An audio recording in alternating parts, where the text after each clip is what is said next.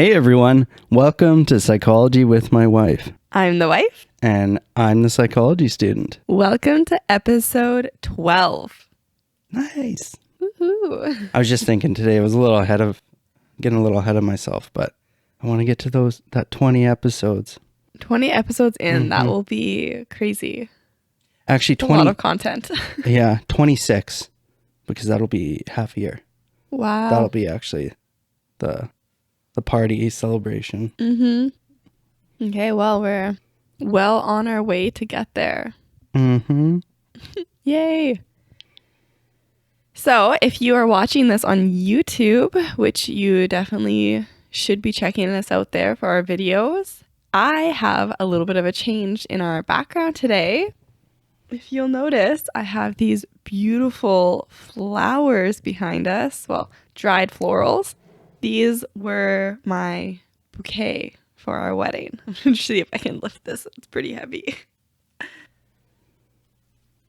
But this was my bouquet for our wedding.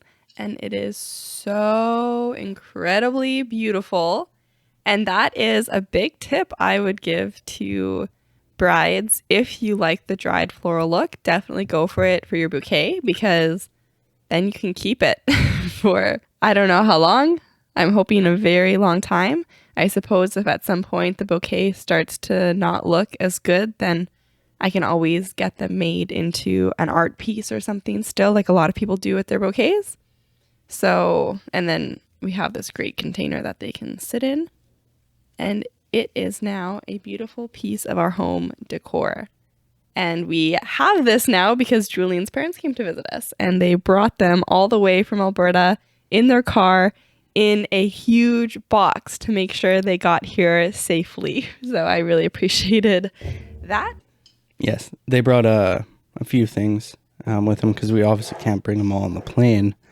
And very thankful, and they visited for a week or so-ish.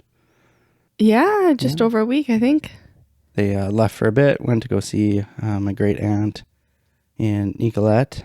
She's in Quebec? Yes, yeah. She's a nun, actually, or a retired nun. She used to be a teacher, all that stuff, and now she just hangs out with a bunch of other retired nuns. Yeah. She has a good time. Yeah. Yeah. And I also got all my classes figured out, all booked in for the whole year. And oh my gosh, it's just so annoying.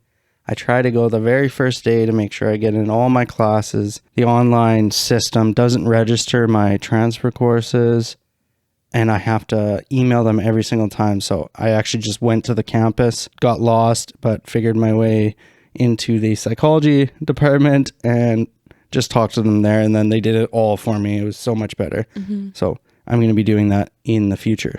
Yeah, it's basically a hack. If you're struggling to get into the right courses, just go in person. So much easier and quicker. Yeah. You would have thought email would be better, but everyone emails and no one's in person. So yeah. Yeah, and if I was going to also mention, I talked about it last podcast, that I'm going to put some things from episodes into highlights if I mention it. And so I was thinking more about that. I'm going to create a highlight on our Instagram, and I'm going to call it As Promised. And so that's going to be kind of things, if I mention it here, and I might go check our highlights on Instagram, it's going to be in the As Promised highlight. So if you're listening to us and you're not watching us, then you can also check our Instagram, and I will add a beautiful photo of my bouquet into the As Promised section. You're so creative with that social media stuff. I definitely couldn't do it. You support me in being creative. We're trying to figure it out. Yes, yeah. Slowly. We got a different format for the episode we'll talk about too. But that means we should get into it.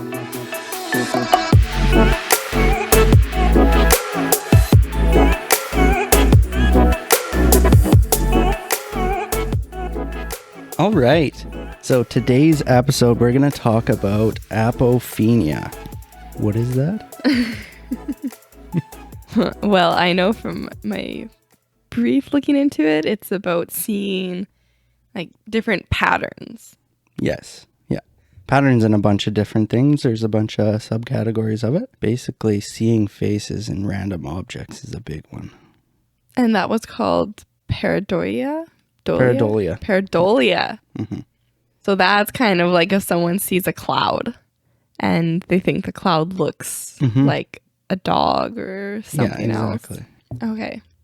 But that's like an innocent version of it, like a chill. Mm-hmm. But this is something that can actually become really disruptive to people's lives if it becomes really intense, right? Yeah, for the most part, it's pretty harmless. Obviously, it could be on the severe end of things like symptoms of schizophrenia and stuff like that. So our episode today, we're just going to go into the different types of apophenia. We're going to try doing a little different format. Gianna has found a Reddit story, and going into the future, we're going to try adding different segments, and we're just experimenting with the different ones right now, basically to streamline how long it takes to write an episode, edit it, all that different stuff. Well, kind of about that, but it's also, we've heard from a few people who have been listening to us, and they really love the Reddit episodes. And so we're just trying to play with another way to incorporate Reddit stories versus just doing complete episodes dedicated to Reddit topics. So let us know if you like the way that I kind of incorporate a Reddit story into this episode. And if you do, then maybe that's something we'll keep doing moving forward. But it's just another fun way to take a little bit of the burden off of Julian for preparing the episodes and then incorporate the Reddit stories still. So we'll see how it goes today. The content I found on Reddit, it was pretty funny. So. Yeah, so let's get really into it now. Apophenia is basically finding meaningful patterns in randomness, and it can include any type of information. So visual, auditory, looking at numbers, looking at data, behaviors, anything like that, really. So it's divided into 4 subcategories. The first one here, Pareidolia, is probably the most popular one that a lot of people don't know the name of it, but obviously they see it all the time. It's visual patterns or meanings in random visual information. The most common is seeing a face in something. Okay, so like the clouds or the Jesus toast. Yeah, the Jesus toast. That was what I was going to make sure I bring up. Another one too is the man on the moon. I've never seen it. We'll show a picture of it. Okay. For a guess. Yeah, apparently there's a man in the moon. And then, of course, clouds.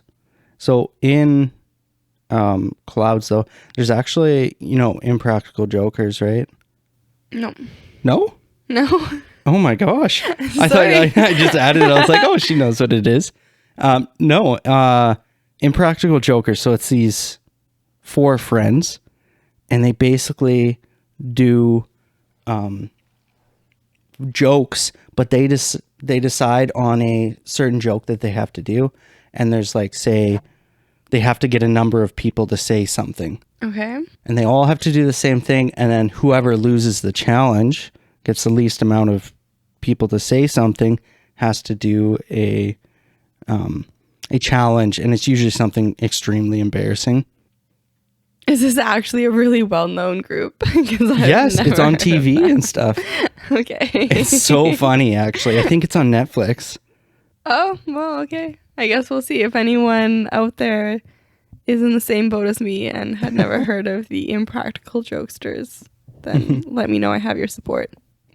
So, for example, one of the guys that lost, the challenge he had to do was answer questions in front of his old school teachers from the middle school and junior high and all this different stuff. Okay.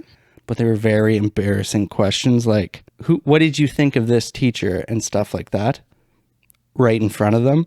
And it was just like, yeah. So he couldn't just lie in his answers though? Actually, That's a good point. He was hooked up to a lie detector test. Okay, that Yeah. changes things because I'm like, well, you could just say, oh, I thought they were cool. Yeah, and then like really embarrassing questions like, did you think so-and-so was attractive? Stuff like that. Did you daydream of her? Stuff like that. Okay, Yeah. gross, yeah. Stuff to really embarrass them. But they had an episode where the challenge was to get people to see images in the clouds. So to try and convince people. But it was like ridiculous objects they would claim to see in the clouds. And then they're like, and then the people, most of them were like, oh yeah, I see it. I feel like people, so they would just go up to people on the street and be like, oh my goodness, look at that cloud. Do you see this? And people would be like, oh yeah. I feel like that's the same kind of thing. I think it might be Jimmy Kimmel or something, does this pedestrian question or something. And they go on the street and ask people questions about fake things, like a fake movie that came out or someone who got an award but didn't, or something that happened in politics, and the people will comment in depth about knowing about this thing. But it's just that like pressure people feel to always want to be in the know. And so I think that's probably why people just agree. I don't think they actually think they see it. They're probably just like, get this crazy person away from me. Yeah, I see it. I don't want to be the weirdo who doesn't see it. I don't know. Yeah, I think people are just nice. Yeah. More nice than not. Mm-hmm. And they always want to have an answer for something. Mm-hmm. What they should have done, if you were doing this for scientific purposes, to see how people could be persuaded, was be to give them like a multiple choice thing of like, which of these do you see in the clouds? And then there'd be the option to answer like none of the above or something. But then it'd be interesting to see if people would choose some of them just because they would feel pressure to be like, oh yeah, I'm creative, I see something out there. The other one too is, I just thought of this right before our episode, is constellations. Yeah. Well, what is it? The Greeks were really big into Astronomy. There we go. I was like, I was going to take a course in school on this topic, and then I looked more into what the actual class was about, and I was like, okay, no. It was very math heavy, so I'm glad I did not take astronomy. I think I thought that it was going to be a bit about, like, I think my mind made the correlation of like astrology when I saw the title of it. Like that's what I was thinking, and then I read about the course content and I was like, oh my goodness, that sounds terrible. Would you have to like measure distances between stars and stuff? I have no idea. It just, you had like there were requirements that you'd taken some of the math courses to be in it, so I assume that's odd. Anyways, yeah. I was actually, yeah, that was one of the ones I was looking at too. And I told you don't take it. Yeah, you did. And I chose physics instead. Yeah. Maybe we're all smart. So, part of Pareidolia is the Rorschach ink blot test. And I'm sure if you haven't heard of it, it's basically how it was created was that they put ink blots on a piece of paper, folded it, and then it created a random pattern. And they supposedly, they thought that by you finding something in a random image tells us what you're thinking in your mind and your subconscious. Hey everyone, this is Editing Julian. We originally had the Rorschach ink blot test where both Gianna and I completed it and tried to guess what we saw. We edited it out because it did not make sense to have it part of the podcast, especially the audio. So if you want to check that out, head over to our Patreon and we will start posting stuff there. All right, back to the episode. That ends our Pareidolia subcategory. Well, that was fun. Okay. Yeah. Any more games planned for today? Well, no, not exactly. Just your Reddit your Reddit story there. Okay. The gambler's fallacy is the second one. Perceiving patterns or meanings in numbers, usually as an indication of an upcoming win. So this actually is also called the Monte Carlo fallacy, because at a roulette table, and you know which the roulette is, like the spinning wheel and they throw a ball, right? In 1913 at the Monte Carlo casino, the roulette ball stopped on black 26 times in a row. Wow. So people lost a lot of money because they kept betting against it. Because they're like, eventually it's got to stop landing on black. Yeah, exactly. So, yeah, that's an example of gambler's fallacy, thinking that because something has happened in the past, it'll happen again. Yeah, that makes sense for sure. Another example of this is the hot streak. So similar, you can use it in gambling and cards, is that because you won, you'll win again. So I don't know if you're on a slot machine, you won a little bit and you're thinking you're going to win again because you've won and it's your lucky night. So that's an example of a hot streak. Also, you can see it in sports where, say, for example, a basketball player he's on fire and he's making his shots. But the decision in his head is that he'll take the shot rather than passing a ball to an open player because he thinks he's going to make it. So whether he makes it or not, that's the thought process going through his head. Yeah, it definitely makes sense how like that happens in a lot of places in our life where something's going well and it just feels like, well, I guess I feel for myself, maybe when something's going really well, I start to feel really doubtful and like, okay, something's got to go wrong here. But I can understand, especially in sports and gambling, how you get into that kind of like mindset of like, I'm invincible. Yeah. But also, we watched that movie, Number 23, with Jim Carrey. Yeah. Oh my goodness. That movie was literally about apophenia. Yes. Basically, you should watch the show. Movie recommendation. We won't spoil. There's a bunch of twists in it. It was like, kept tricking us. But essentially, several characters in this show are obsessed with the number 23 and start to see it in every aspect of their life. Yep. And they basically go insane. Yeah. But there's some very good twists in it. Yes. It's a good movie. Do you want to show us your Reddit story that you found for today? Sure. Yeah, I can. So I was perusing Reddit trying to find, someone talking about an experience they had where they thought they were, experiencing apophenia. And I came across this very interesting post on Reddit. So this person posts it and it says, words that equal numbers that somehow connects to God. And they post a YouTube video and the YouTube account is called Father Equals 58. And this video is this guy on his computer. Again, if you're watching this, we'll have I'll hold it up so you can kind of see it or something like that. We'll add the audio or the video if we can. Yeah, we'll do something so that you can see what's going on here. I'm going to play it here, so hopefully the audio will be okay and you can hear what's happening. But essentially, this guy believes that he has uncovered secret meanings to numbers. And I ended up looking it up, like clicking on his link, and he has a whole YouTube channel that's dedicated to explaining like the significance of different word combinations and what they equal.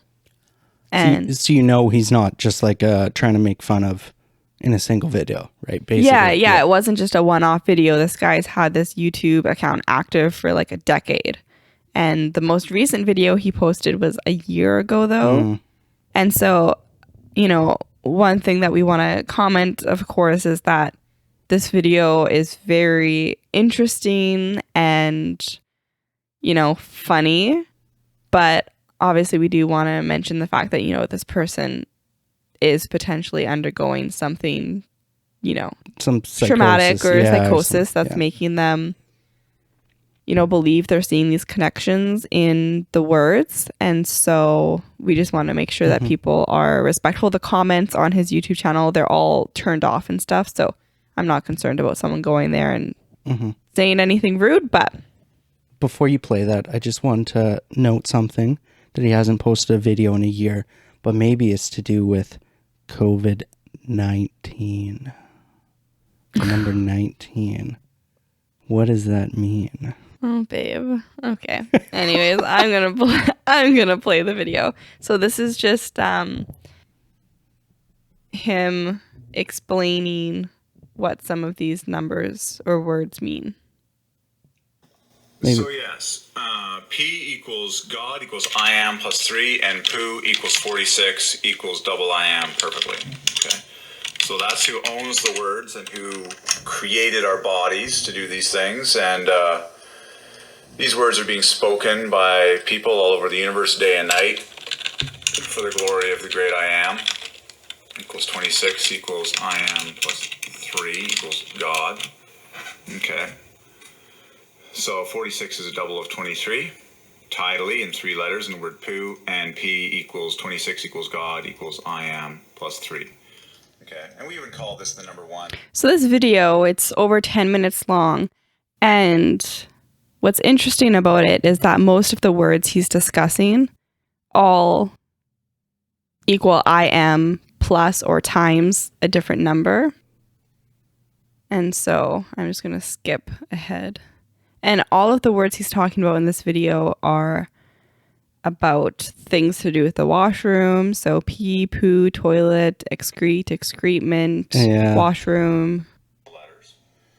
And then your 3 plus 2s are flanking. That means like 20 is plus 2 over 18, a multiple of 3. Okay, that's what a plus 2. So 3 plus 2 is there, 3 plus 2 is there. Done. That's a triple I am construct. Okay. Anyway, so the main gist of his videos is that he sees, some different meanings in these words. And so in the comment section on the Reddit, you have some interesting comments. This one person's like, I like how he seems so bored by explaining something that he finds so obvious. And it's true, if you listen to more of this guy's videos, he does sound like kind of like bored and exhausted by the fact that he's having to explain all of these meanings from the words, because to him, they really are clear connections that he sees. This one person comments and says, some of this makes sense to me and now I'm scared and confused. So, yeah. And then there's some people commenting in the section about how, this is clearly an example of apophenia. You ever notice a certain type of color of a car, and then after that, you just notice it all the time? Mm-hmm. Yeah. And it's probably just because your focus is not on that before, but then your brain recognizes it, and now you see it everywhere. Oh, yeah, of course. Well, it's like when you buy a certain car or something, then suddenly it's like, oh my goodness, everyone owns this car. I see it all the time. But that's definitely not the case. It's a more memorable vehicle for you now. Yeah. But the third one, the clustering illusion. What is that?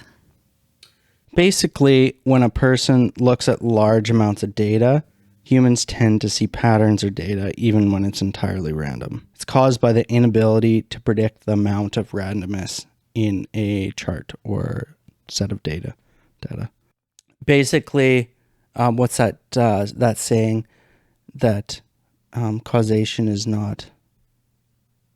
Correlation. Correlation is not causation. Yeah. So basically that's the clustering illusion. Mm-hmm. So they just start to think that they're seeing things happening more often.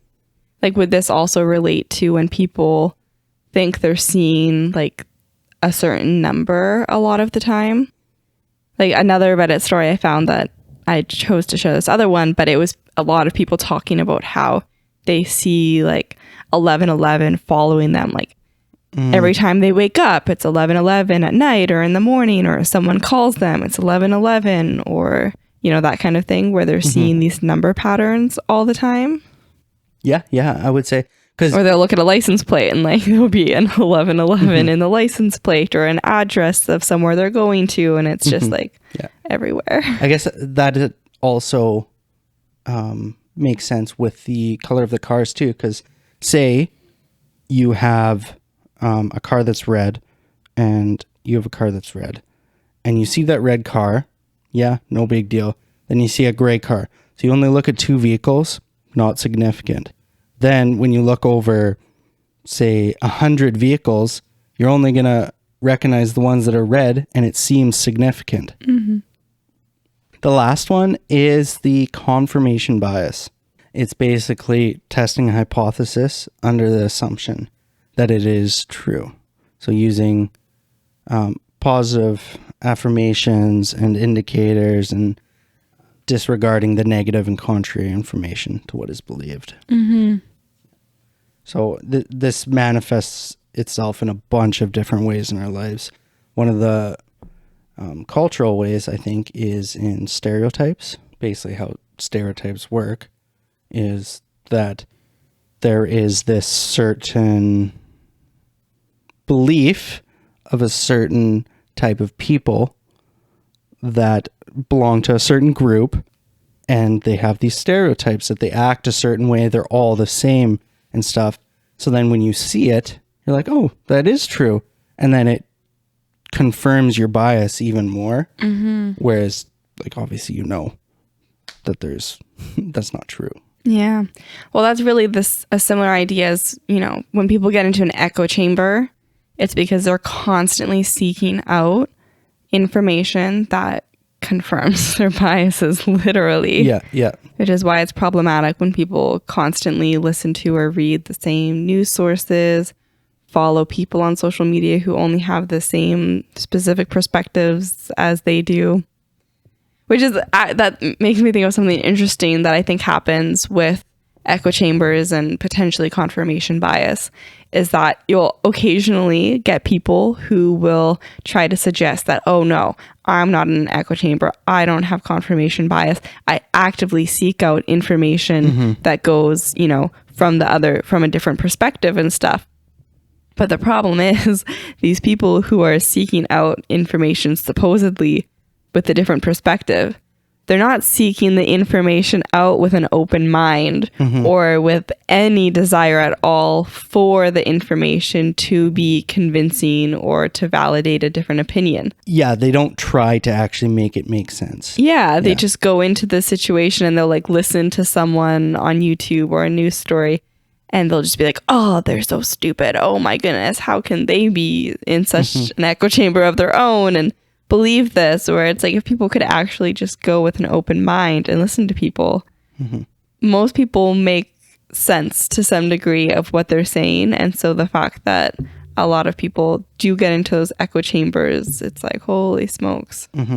And actually, in one of the things I learned in that philosophy class I took last year was it's called, when you're arguing, you obviously want to argue both sides.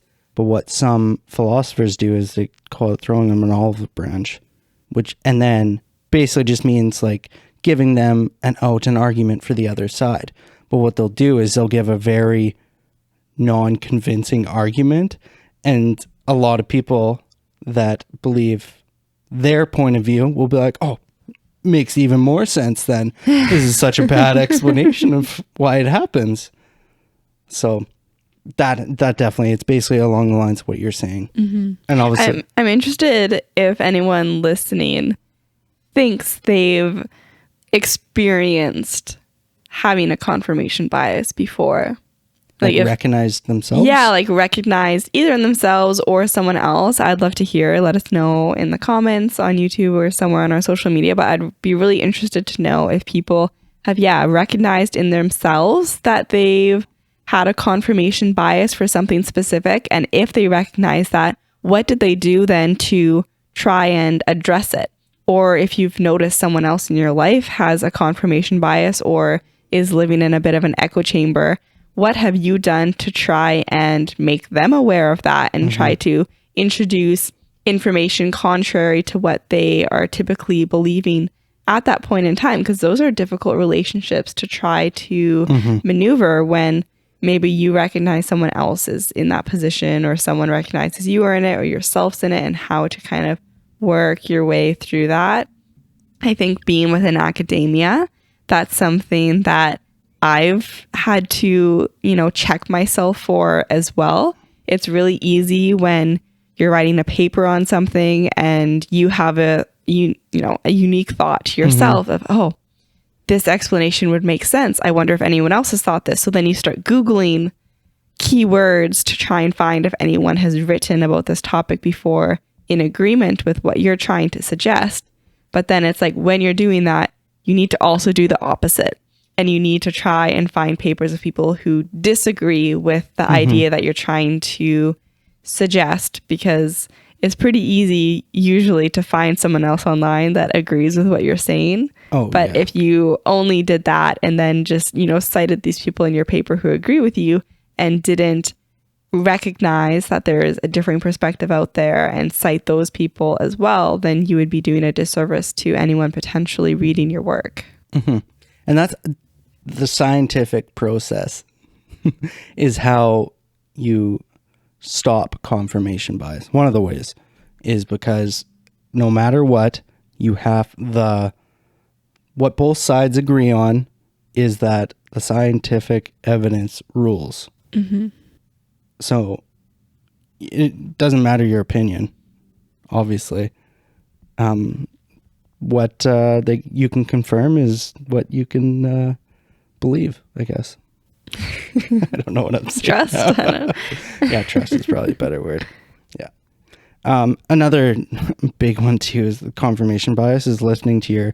So I don't think it's so bad in Canada, but in the States, listening to your media sources, right? Like you mentioned, is like you only listen to that one station, and media purposely does that, obviously. Well, people like dichotomies, right? They like having choices, this or that, this guy, that guy, this news source, that news source. And so everyone plays off of that, no matter what side of an issue you're on. People like to, it's a very Manichaean way of thinking that people like to say, I'm the good guy, they're the bad guy, support me. But then it's the exact reverse. If you listen to the other person, they're like, no, I'm good.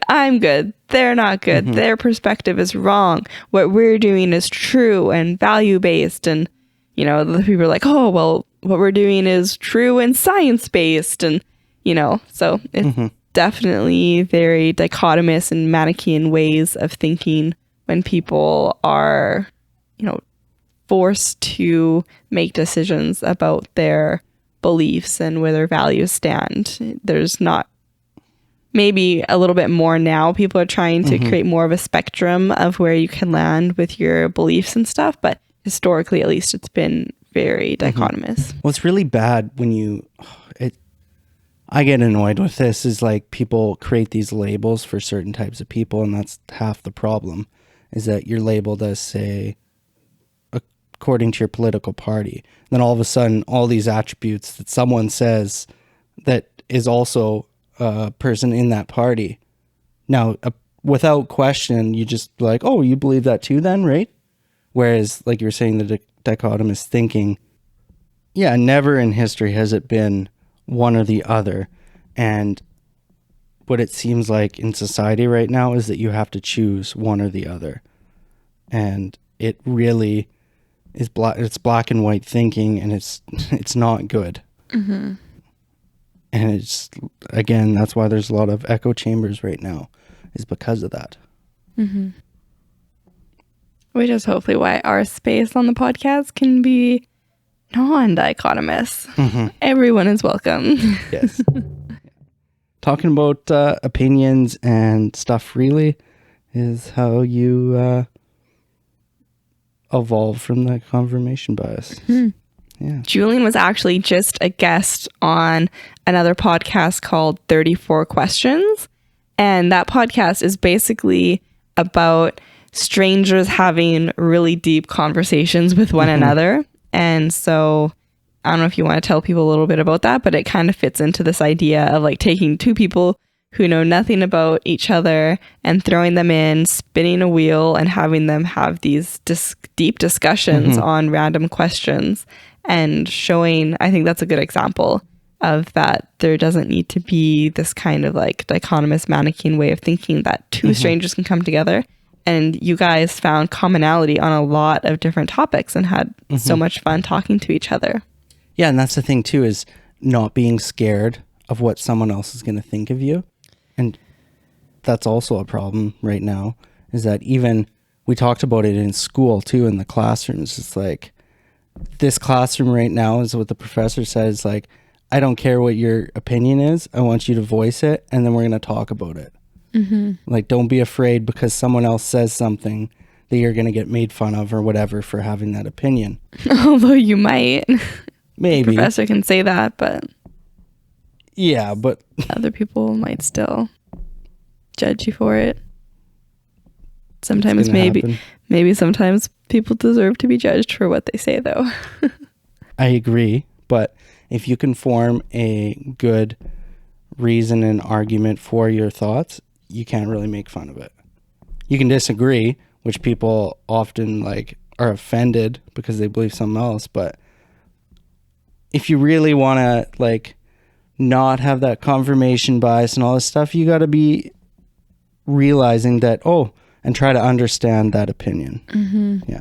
Something I think happens in classrooms way too often that stifles the potential for good conversation and debate is that if people are having a bit of a, confirmation bias oriented conversation where everyone's just talking in agreement and saying like, yeah, I agree, absolutely, that's the way things should be. How don't people understand this? And then if someone does want to voice a perspective that's, a little bit in disagreement with what they're saying, people understandably don't feel comfortable with being like, I disagree with you. This is why I disagree with you. Here's the facts in my perspective. And they go, well, to be the devil's advocate here. And then they give a different perspective. They're like, whoa, this isn't me believing this. This is not my opinion, but it's just me being open-minded. Yeah. If someone crazy out there, those loonies who have different opinions, this might be what their argument is. Or the other side of it, people are just like, I agree with this person. Like after, because they don't want to say anything. Yeah. They'll be called on. Yeah. I think blank made a really great point. Yes. So another one I really wanted to talk about, because I think this is a hot topic. I don't know. Astrology. Okay. What am I again? Aries. I'm an Aries. I have no clue what I am. I think you're a Scorpio. Yeah. So I actually took, I went on some astrology website or whatever. I just took a random one. I didn't look what the date was. And then I looked at the attributes, the personality and stuff. And I actually think I was that one. We did this when we were dating, when I was living in Montreal. And we listened to the compatibility. Yeah, me and Julian, because I was in Montreal for a couple of months while we were seeing each other. And so we were on the phone like constantly. And so we did a lot of quizzes and different things while we were on the phone.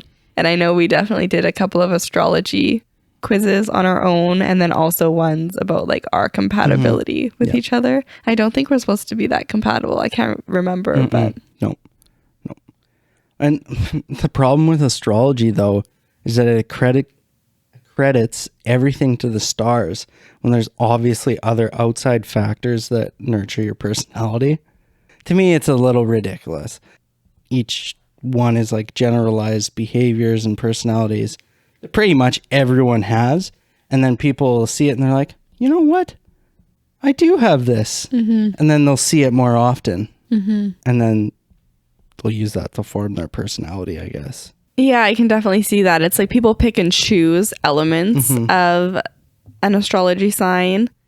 So, you know, maybe there's someone who, I don't know what the astrology signs say, so I can't really speak to it, but maybe one sign says that, oh, this person is like super aggressive and like witty and always has comebacks or something like that.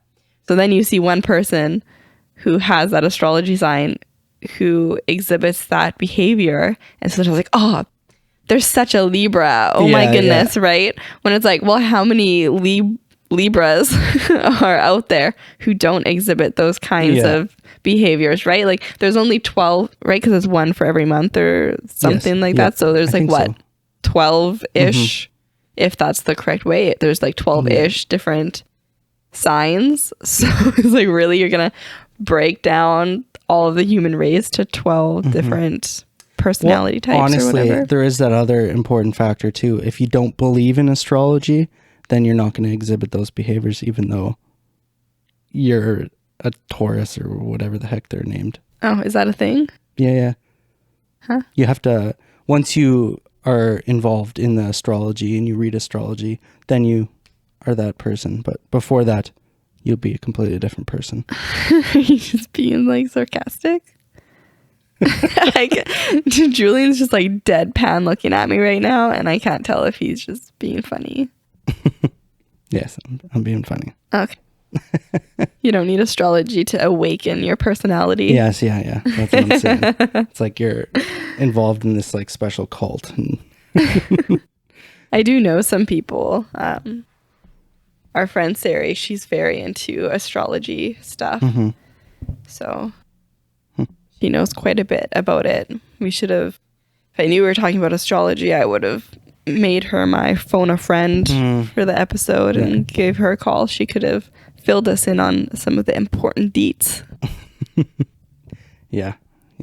And that was one of the articles I was reading. Is like, people don't give it a chance. They disregard it because they don't know it. It's like all this different stuff. It's like, I don't like it. It's like that, we watched that movie Red Lights about the paranormal investigators. Oh, yes. Yeah. I remember that, yeah. And they basically try to debunk all of these things that people, supernatural things that people think they do. Yeah. Right, like that was a good movie. Huge twist at the end again. Like, flips the movie upside down. So if you like those kind of movies where you're trying to figure it out the whole time and then suddenly it's like, whoa. Yeah. Red Lights. The other one too is I almost want to watch it again, Nightmare Alley with Bradley Cooper. And well, that's the only one I remember with so many big name actors in it. Yeah. Actresses, yeah. That one was really good. That was a great movie. We went to theaters for that one. Yeah. That was definitely, it kind of shows like kind of these illusions and seeing things and trying to trick people and Geez, I feel like this is basically, we should make this a segment in our podcast as well. Me and Julian have been thinking, we're like, oh, how can we make different segments for the episodes? I feel like movie recommendations should be a segment because I feel like almost every topic we cover, we've watched some movies that relate to it in some way. So maybe we'll make this like a full-on segment. Yeah. We could definitely do that. We want to eventually get to a point where we have segments in the podcast and we have like cool music that like will play before each segment or something fun like that. Let us know if you guys think that would be fun and if you have any ideas for other potential segments. So right now I think we're doing like a Reddit story could be a segment, movies could be a segment. Yeah. That's about it right now. Yeah, I want some type of game, but we'll have to think on that. Yeah. So how do you, last part of here, we're going to talk about how do you avoid these illusions? So the first one, Pareidolia. And I don't, for the most part, I don't think there's much need for avoiding this illusion because obviously everyone can see it. Carl Sagan, in his book, Demon Haunted World, linked pareidolia to infants being able to recognize their parents' faces. Interesting. because obviously baby doesn't know anything, and I could see from a baby's point of view that it would just be a blob of skin and stuff, and they would see a face there. Yeah, Pareidolia, that just seems pretty innocent and fun for the most part. There's an entire Reddit or subreddit dedicated to people posting photos of different things they see in like cardboard boxes, machines, food, clouds, spills of stuff. It's pretty hilarious to look through. Soup. Yeah. Yeah. It actually occurs more in women, though. Okay. And they believe it's because women are generally able to understand emotions better. Oh, that's funny. I thought I was going to go like the other direction and be like, women are always seeing things that aren't there. Seeing patterns. Yeah, I thought it was going to be a little bit misogynistic, but I guess it's actually okay. Religious individuals and those that believe in the supernatural are also more likely to see faces. Yeah, I can see that because if you have a deep faith in something, no matter what it is, I feel like that often can put you on a path where you're looking for meaning in the mundane, right? You're wanting to see connections between things and feel like you have a connection to something outside of yourself and that there's kind of these patterns going on. So that makes sense to me. Yeah. So, but for the most part, we won't spend too much time on that because you don't need to avoid it. The gambler's fallacy, on the other hand, you want to avoid it because it's a fallacious way to think, whether it's just you playing sports. Maybe you need to check yourself and make sure that you don't trick yourself into doing something you shouldn't in a game. Also for cards and stuff, you want to know that each hand is independent of the last. And I guess that's the same for sports, basketball. Each shot is independent of the last. Yeah. Yeah, so essentially just having a check-in with yourself if you're playing games. Be like, okay, this does not all mean something. Don't lose my house on this bet, unfortunately. Yeah. And then the clustering illusion, just get more data. Try proving it. And then don't attribute importance to small amounts of data. And then the last one here, confirmation bias. Allow yourself to be wrong. Test your hypothesis. And then also beware of repetition. So that one is people constantly saying the same thing, even though it's not true. Almost like a gaslighting, form of gaslighting. And it makes it more true and confirms your bias, I guess.